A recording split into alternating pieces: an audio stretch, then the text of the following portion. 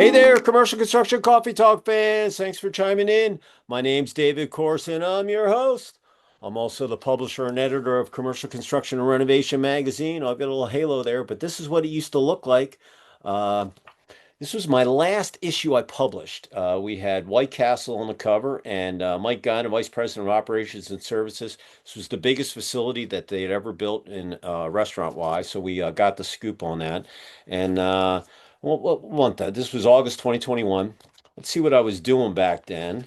I was in Memphis doing a tour, and we did a gig at Graceland. And if you haven't been to Graceland in a long time, I've been there long time ago when it was just basically the house, and across the street was the souvenir and a plane. But now they've built a whole bunch of buildings, an amphitheater to have concerts, and you could spend days out there and not see anything. But it was an amazing time. And this was in one of the buildings where they had all of his records and best barbecue ever, Beale Street, all that. And but I always like holding the magazine. I'm digital now, and don't miss the printer, don't miss the post office, and had about just under 49 million people hit the website last year. And the rate that I'm going right now, I'll probably hit about 70, between 70 and 80 million people will visit our site consuming content. So everybody out there on the web that finds us, thank you so much. I can't tell you how appreciative I am, for finding and consuming our content every day. But hope everybody had a great Memorial Day weekend. It's been a short week. I'm looking to Friday for some of the me. I'm building my house. I've got my other house under contract, and I'm getting ready to move. I close on the 16th, but I got to get out of here before then so I can get this house cleaned up. But what an amazing experience it's been over the last 10 months. And very excited to go build some more homes because there is a home shortage in the country. So I'm going to do our part and go build some more spec homes and hopefully help some families have their dream house. But today it's been raining, sunny, raining, sunny. It's just been raining all week, and I'm supposed to have my inspection tomorrow, but it's been raining, so it looks like I'm going to get it early next week. But very excited and really, really not looking forward to packing and moving, but I'm decluttering. And that's the most amount. I want to go paperless. I want everything. I want the house to look like a surgical center. I don't want any stuff up there. I told my wife, if you haven't touched anything in the last 3 years, get rid of it. We don't need it, and it's going to be fun. But today I have a local in the ATL just south of me. His name is Derek Mosiman, and he's the vice president or for Swinerton, and also general manager. Is that right, Derek? Did I get it right? But yeah, vice president and division manager for Division our. manager. There you go. So Yeah. we're basically neighbors. He's just south of me, a couple exits when I get up on the lake. So maybe I'll see him on 400. Get out of the right lane, left lane. You know how it goes. So, Yeah. Derek, say hello to our audience out there on Commercial Construction Coffee Talk. Yeah. Hi. Good afternoon, everybody. David, thanks for having me, and nice to meet everybody on the line. Absolutely. So listen, Derek Swinerton's a big GC and has built all sorts of stuff. And I'm in that construction mode. So I was like, yeah, let's get him on there and we can talk some, hammer nails, two by fours or whatever. And, and hopefully, it'll stay nice. We won't get any thunder boomers coming here and knocking the power out. So Derek, the way we're going to work it, we're going to do it in three phases. You're going to tell your story, where you grew up, where you went to school, and how you ended up at Swinerton. Then we'll Yeah. transition into lessons learned over the last 5 years of the roller coaster that we've all been on.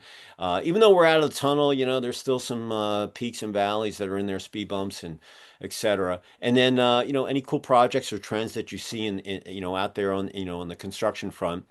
And then we'll finish off with your contact info and one positive thought or phrase to leave with our audience out there, and then we'll close it out. So, with that, the floor is yours. Tell us your story. Yeah. Well, thanks, David. So I grew up in California, more Northern California. My dad was in the military, so he was he was in the Army, and he was stationed at Fort Ord in Monterey. My sister happened to be born on base. I was born a year or so after he got out. But once I kind of grew up as a kid in Monterey and kind of Santa Cruz area in California, uh, grew up, moved down to Southern California to go to Cal State Long Beach. Cal State Long Beach is where I went to school and got my degree. But actually, what kind of helped me get to Cal State Long Beach was I was probably 15 years old, and I just always knew I wanted to do construction. I'd grown up, Legos and Connects, and always using my hands and playing with construction related materials and pushing Tonka trucks around. And anyways, just having fun building stuff. And so my dad said, "Hey, have you looked into construction management before?" And I was like, "No, Dad, what's that?" So, anyways, since I was 15, I knew what I wanted to do for my career. Went to Cal State Long Beach, got a construction engineering management degree. I actually graduated kind of coming out of 2009 when things were a little bit rocky in the industry. But thankfully, I had some buddies in the industry and they heard Swinerton was looking for an intern. So lined up an interview that following week, and kind of the rest is history. So I got on, with Swinerton as an intern, and now here, 15 years later, I'm the division manager in our Atlanta office. Kind of in and around, just kind of maturing through my life. I married my beautiful wife, Ashley. We have a couple daughters. One is Sydney, she's 8. The other one's Riley's 4. And just having fun being a dad. I'm sure many of you viewers have kids out there, and just a lot of fun being a dad. Hey, Um, absolutely. Yeah. Okay. yeah, no, that's it. That's it? Okay. No, I'm That's just kidding. it. Hey, first of all, hey, tell your dad we appreciate his service. And Absolutely. what did he do in the army? What did he He was do? an optometrist. He was an optometrist within the army. Yeah. Yeah. Yeah. Now, I get it with I still have my erector set that I grew up with, and my family's been in construction since and demolition since 1888. And Wow. so when I grew up, I grew up outside of Philadelphia, about 15 minutes west of Valley Forge in a town called Pottstown. Anyway, Mm, back in the day when you got your license at 16, all the grandsons are all, if you were a boy, you had to go work in the scrapyard. You had if you wanted to yeah. drive, you had to go work.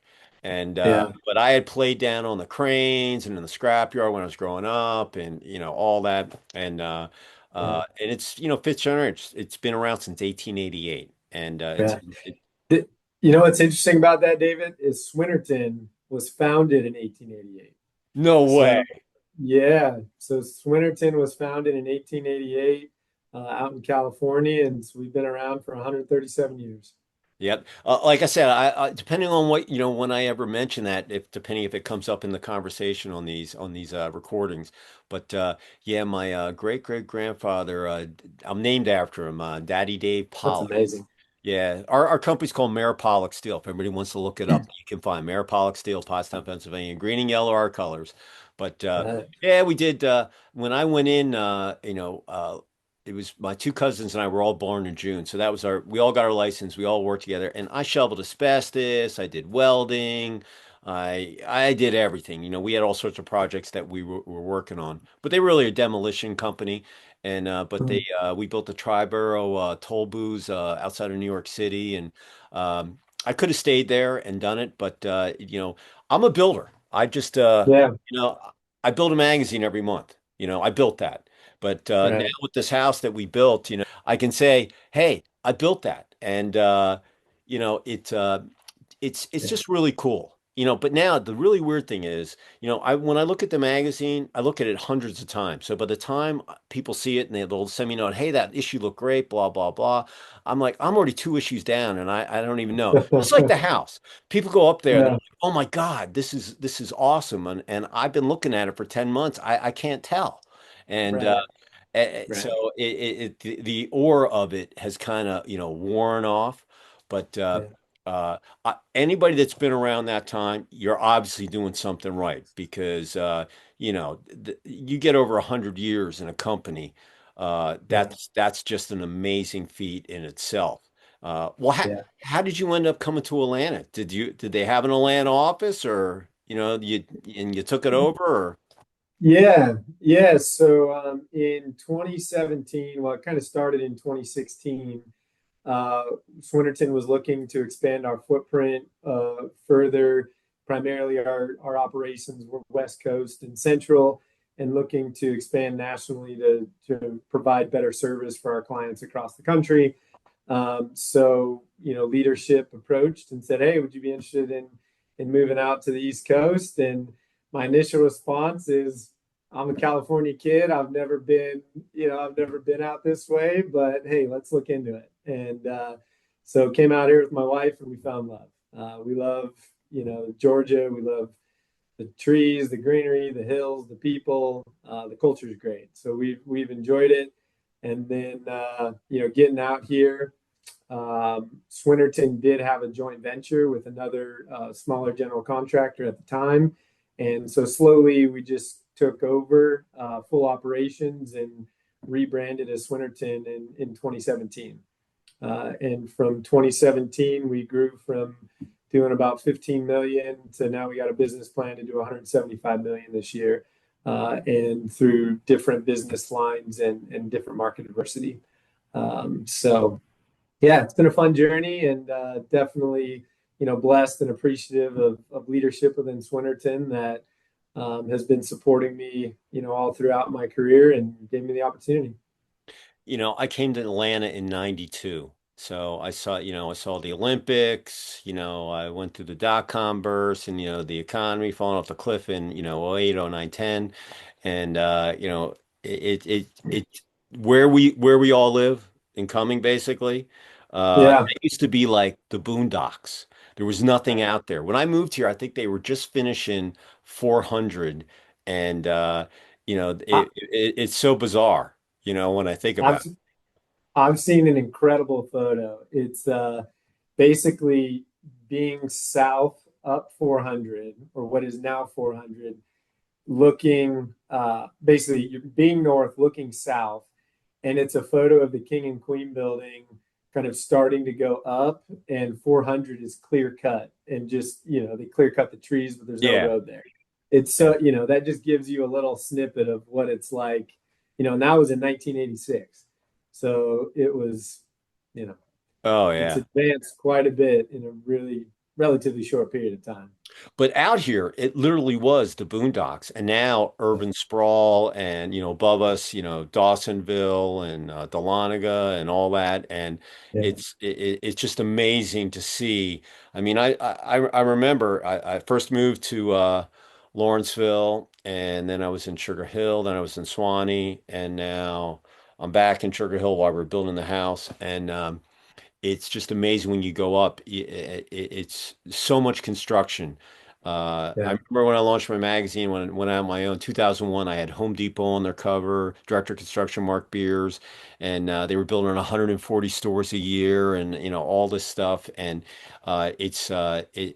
Atlanta is such a cool city because there's more transplants than there are locals, and just like ourselves, like I'm a damn Yankee. I Right. came down here and I stayed, and you're a West Coast, guy coming into the Southern hospitality, but Yeah. they welcome you, and Right.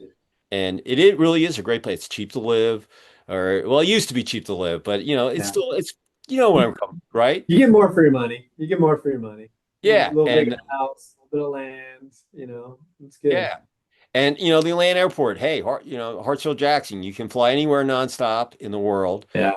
And Right. they The used to, big, well, when they had a hockey team, we had everything going on here, but they've got all the, yeah. everything gone. Well, give it a few years and it'll be up by us in Forsyth. Be right by Halcyon, and we'll see. Maybe we get a hockey team up there. Yeah, yeah. Well, I'm right down from Duluth, so we have a lacrosse team there indoor, and you got the Gladiators, and Listen, I was a ticket holder for the Thrashers when they were here forever. So when they left, Right. I was like, oh man. And now, what the hockey team, they want to bring another, I don't know if they'll get it or not, but, I was Yeah. like, you're not going to get tickets for that again. I'm like, yeah, I'll go down there, but, Yeah. a hockey lacrosse player at the University of Denver. So I was, Got it. it was one of those things. But, Well, it, now's even a great time. Now's a great time for hockey. Playoffs going Oh on. yeah, no, we were watching it last night, and the Florida Panthers, and we'll see who ends up, tonight with Edmonton if they sweep them. And my son's down in Dallas, and he's bumming because they're about to get shut out. But hey, listen, if they go, I just said, look, you should hope. I hope they win because I want to see some more hockey. Right. And but Atlanta's a great town. So you ended up in a really good place, and obviously you're doing a good job from 15 million to where you are now, and so congratulations, on the move. And listen, we're gonna have to hook up. We're locals, so Yeah, let's do it. let's talk about March 2020.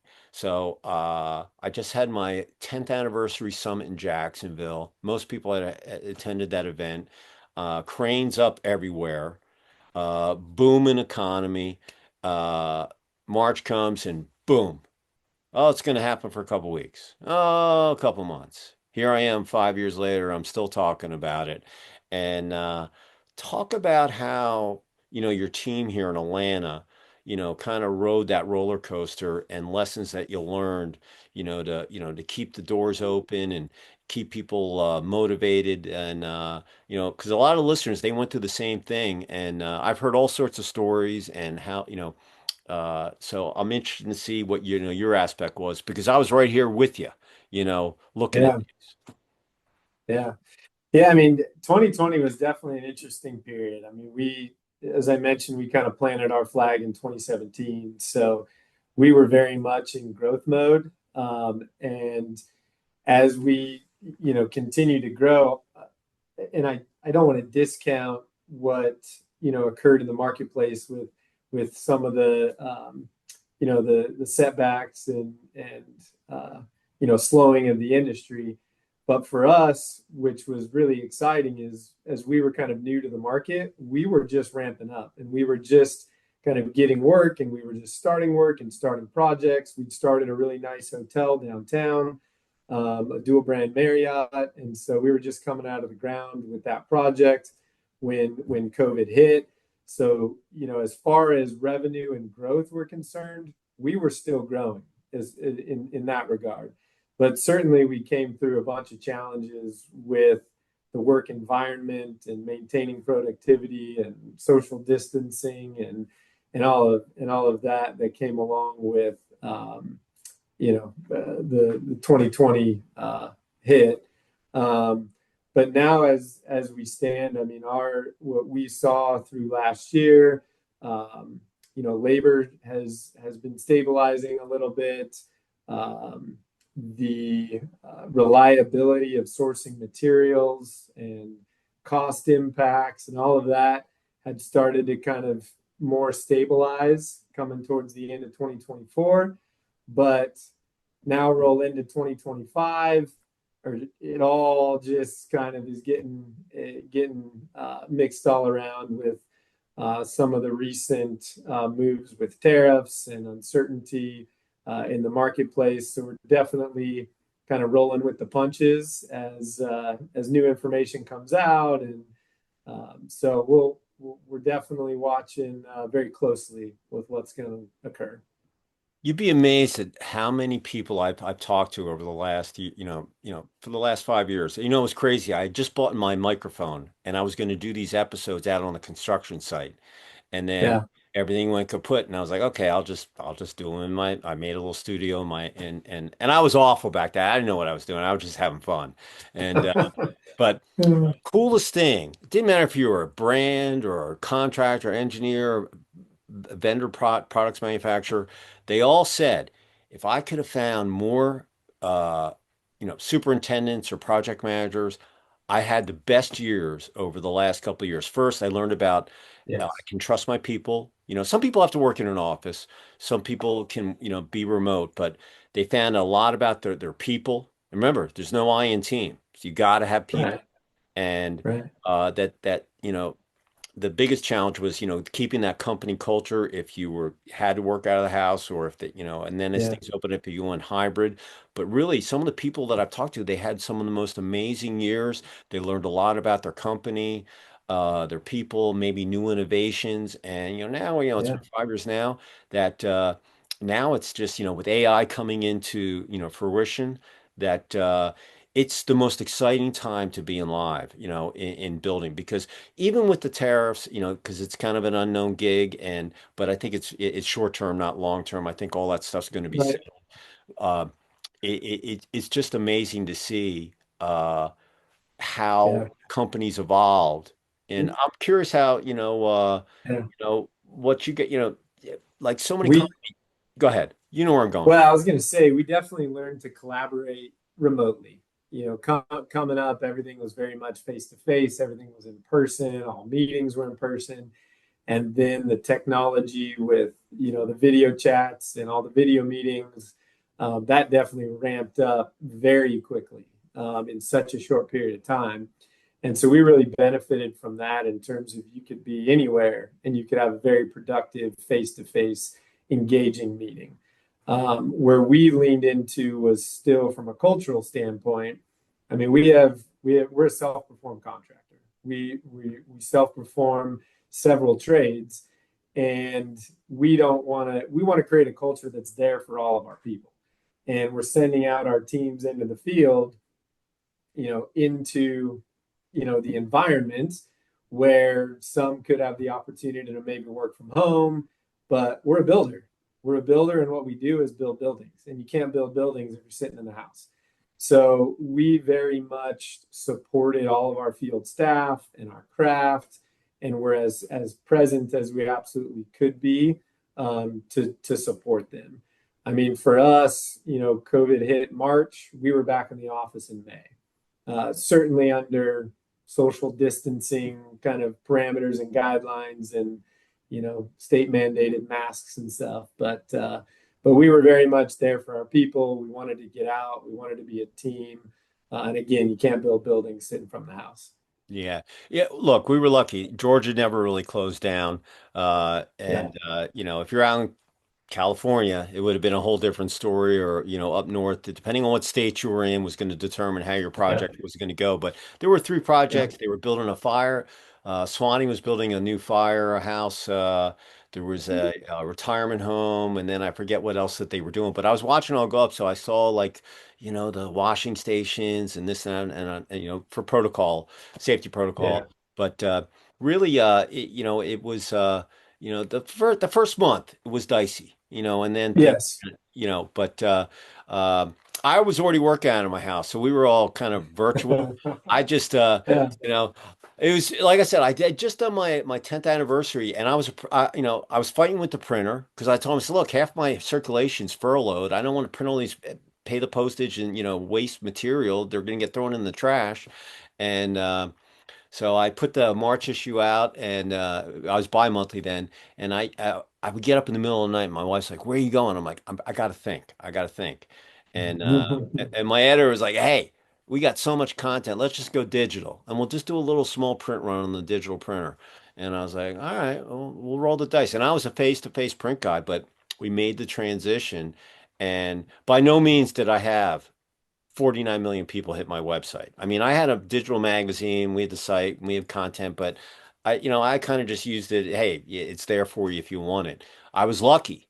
And, but when we made the switch, it was very, very dicey. But when I look back, even myself, talking to all my clients, and you just have to kind of put your blinders on, and get things done and find it. It's not what Yeah. you don't have, it's what you do with what you have. And Right. so it's nice to see that another local was going through, you weathered the storm. Yeah, but what I think it also taught us is, virtual can be great to a point, but you still need that in-person connection. You still need to be side by side. You still need to have, those random collisions in the hallway to just generate some thought. So I think we went through this heavy period of teams meetings to like, hey, we're kind of missing something. We're missing that human interaction. We're missing a little bit more of that kind of brainstorm and just kind of brain dump activity.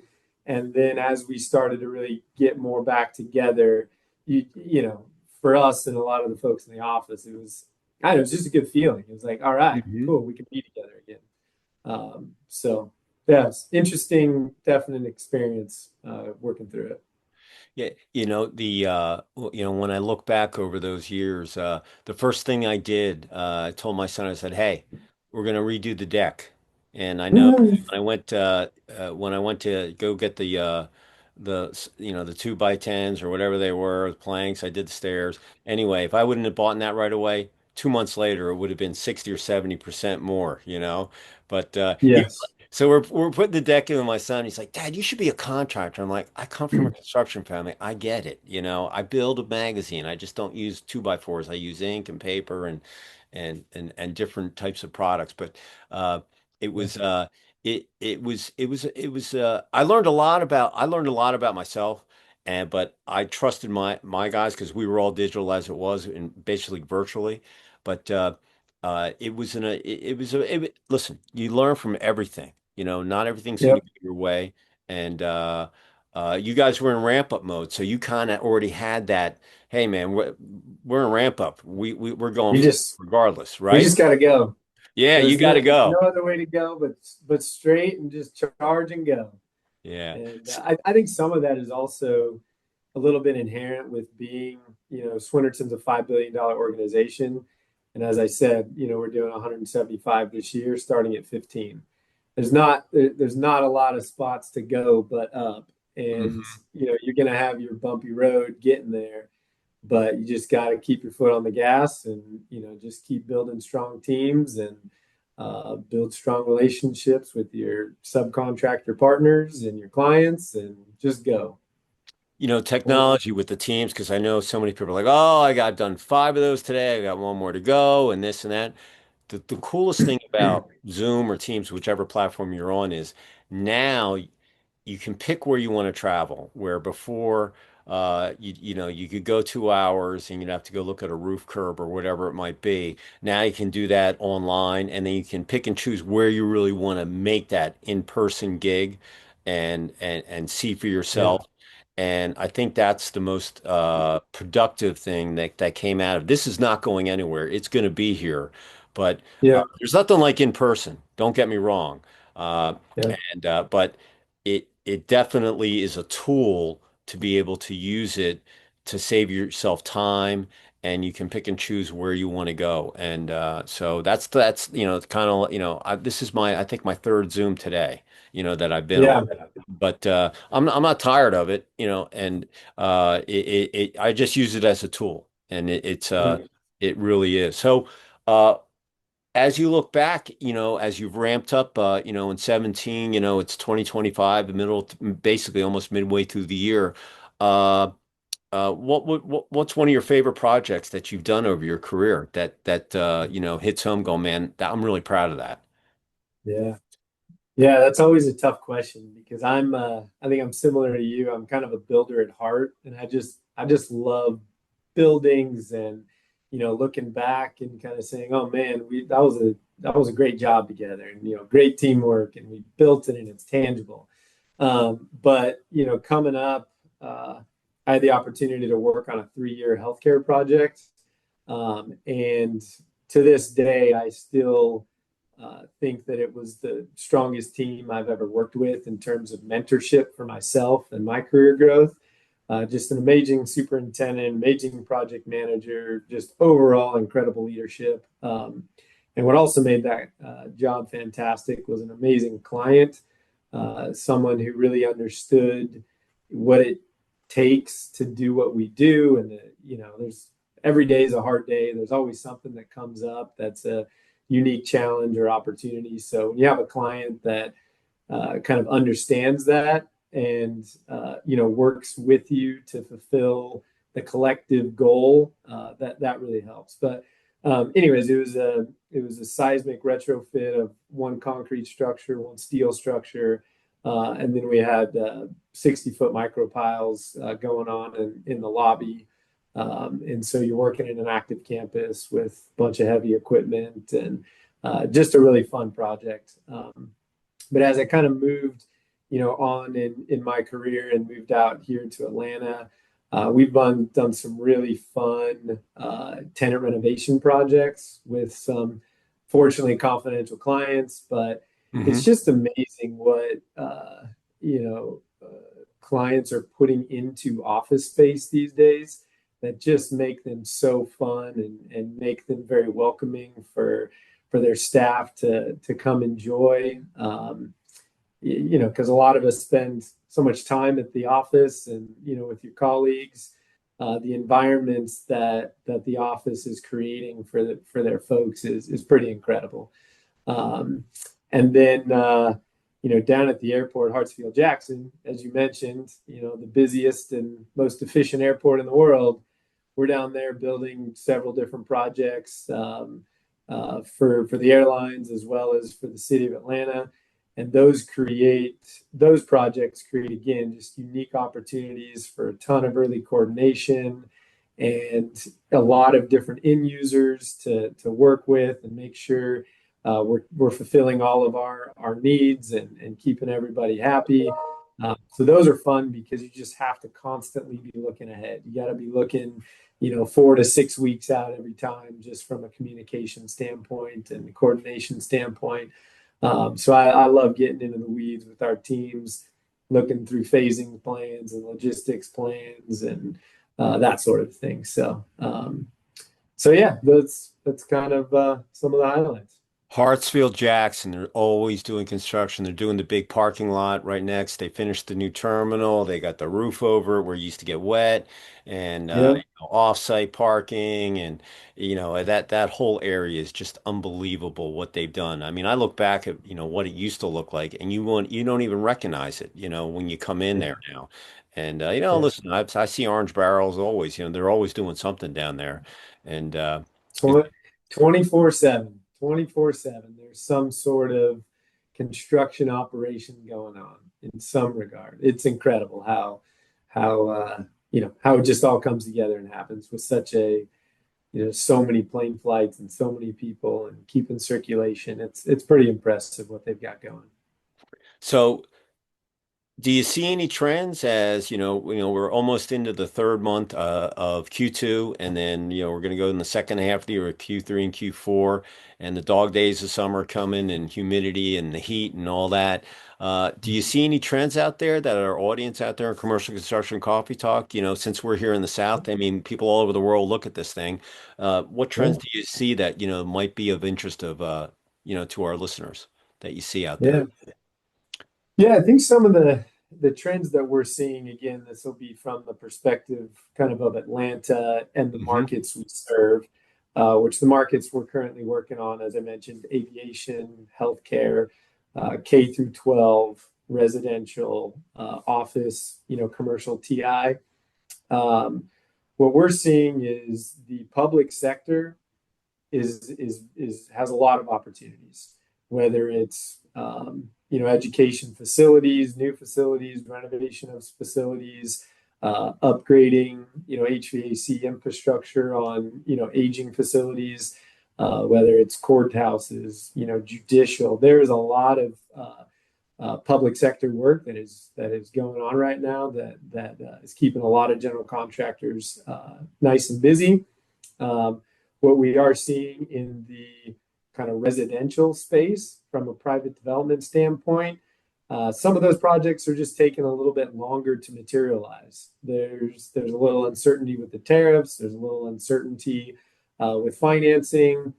So there's a lot of opportunity out there. It's just finding the right deal that is going to get capitalized is where we're focused on, because again, there's a lot of opportunity there, but which ones are actually going to get capitalized in this equity market is where we're trying to focus. And then as far as the kind of office market, we're seeing more and more companies are kind of encouraging that, return to office, and that, maybe some set schedules with a 3-2 seems to be kind of the average.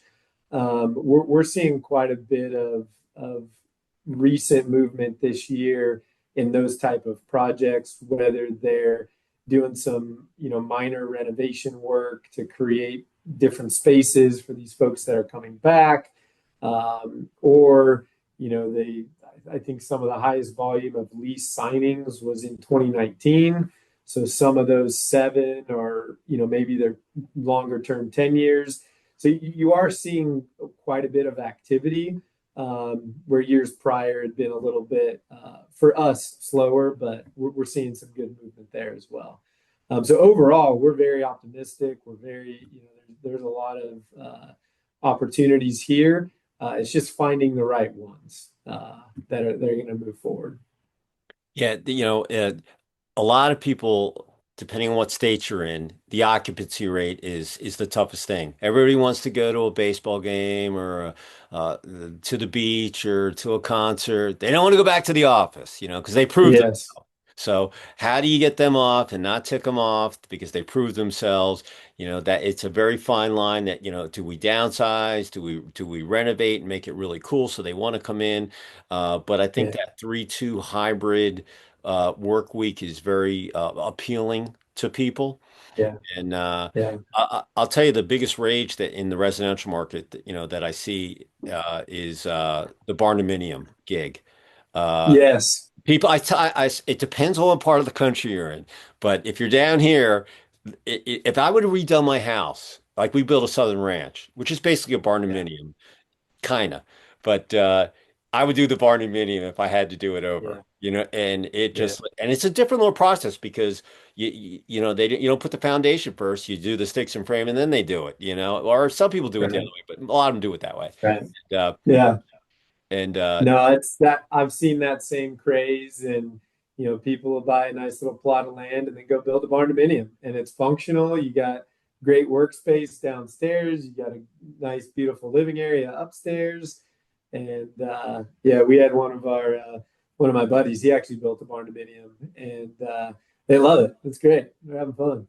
Oh yeah, no, it looks really really cool, and I added a residential section to my magazine when we started when we were building our house, and I featured it. So my lender who did our loan for our build, he's doing one in South Georgia, and I said, hey, you listen, when you're done, we'll put that on that section of the magazine. When you're done, he put in some ponds and this and that, and he's out in the middle of South Georgia, but beautiful beautiful Yeah.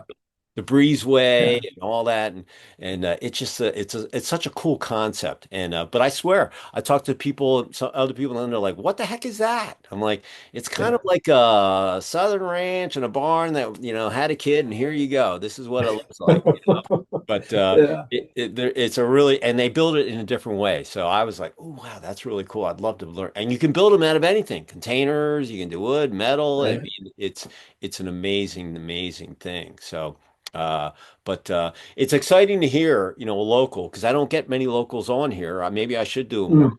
Mm. You and I went through the same thing, and it. I think I counted. I was just downtown for an event, and I counted almost 16 or 17 cranes downtown. So it's amazing that they're Mm. squeezing more of those high rises up there. I was with Yeah. my husband, and she goes, I don't know how they get that in there. That was just crazy. I'm like, it's just a piece of land and they build it up, they figure it out. You changes the skyline, every year. So, um, Yeah. yeah. So, if anybody was out there in commercial construction, coffee talk land, and if they were thinking of coming into the Atlanta market and they were gonna, do a new build, or they had an old building that needed to get renovated, and they wanted to reach out to you and bounce some questions on you about, how is it, how to build, in the South, et cetera. How would someone reach out to you?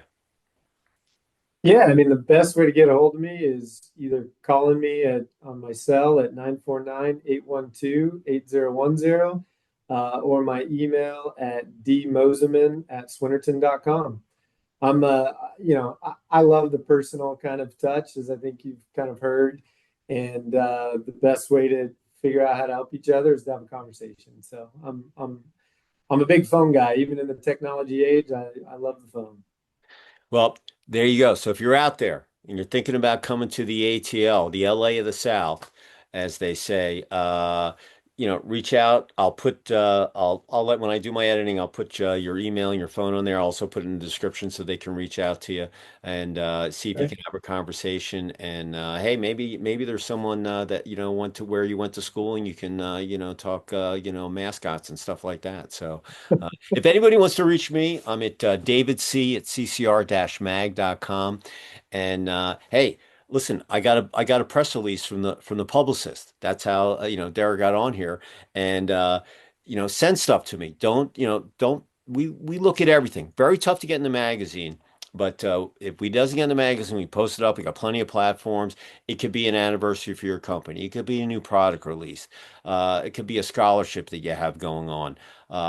Send it to us. We love looking at it. We're content creators these days, and our turnaround times, 2 to 3 days, but normally I get them done in a day or so. And I got two nice ladies up in Chicago that do all the posting. So send it to us. It's like playing the lottery. If you don't buy a ticket, you can't win. If you don't send me something, I can't post it for you. And it's a win-win. Everything's indexed, search engine optimization, Google will find you, and it's a win-win. So send stuff to me. And don't think that I'm gonna. And then listen, you'll get an email from me. Hey, I got your thing. I'm gonna send it to you, and they'll send you the URL, and we'll get it live for you. So as we finish up, if there was one positive thought or phrase that you'd like to leave with our listeners on for commercial construction coffee talk, what would it be? Stay optimistic. Stay optimistic. Life is fun. It's either good or it's great. I'm a big believer and you really don't have bad days. You have good days, you have great days. And stay optimistic. Yeah, I run about 5 or 7 miles a day, and last year I did just under 2,100 miles. Anyway, I was doing positive thought stuff last year. This year I do a word of the day. I've already used optimistic, so I can't use that word. But I always look at the glass half full, not half empty. It's partly sunny, not partly cloudy, and Right. you can't surround yourself with negative people. Get rid of them, man. They're doggy downers, poo pooers.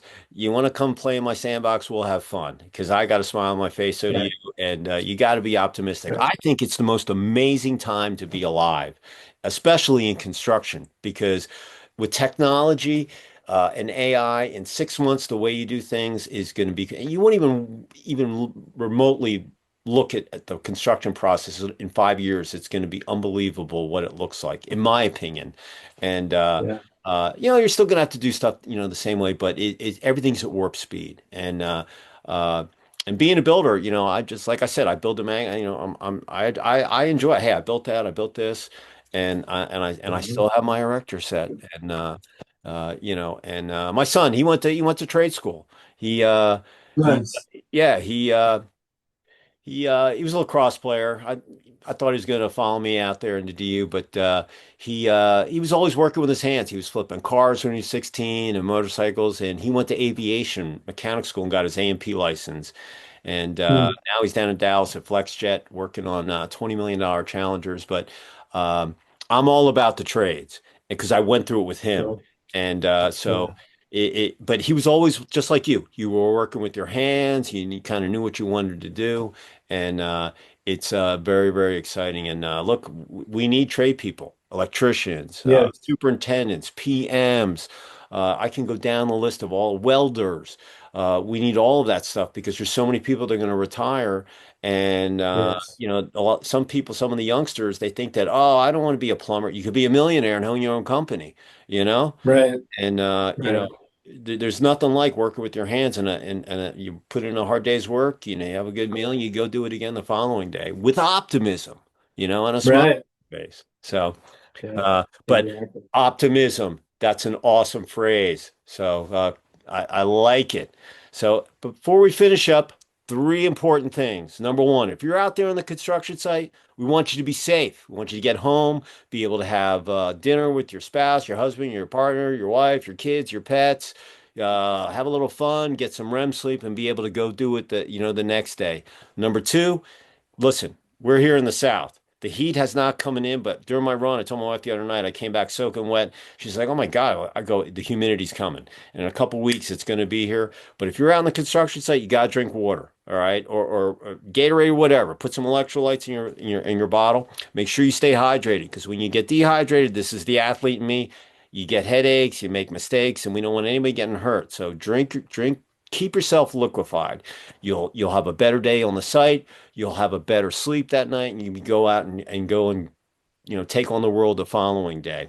And number three, hit the like button. We want everybody to be able to find this episode out there in YouTube land and and hear Derek's story. So awesome conversation, and we got to get together and I'll come up and look at Yes. my house. You can come in and say, "Hey, that was pretty good. You should have done this though." You're not going to hurt my feelings, okay? I'm gonna take someone from doing $175 million in construction any day of the week, Yeah, you know. So, let's we got do to it. get Well, together. We're going to be neighbors, and yeah. so uh, Well, thanks, David. I appreciate the time.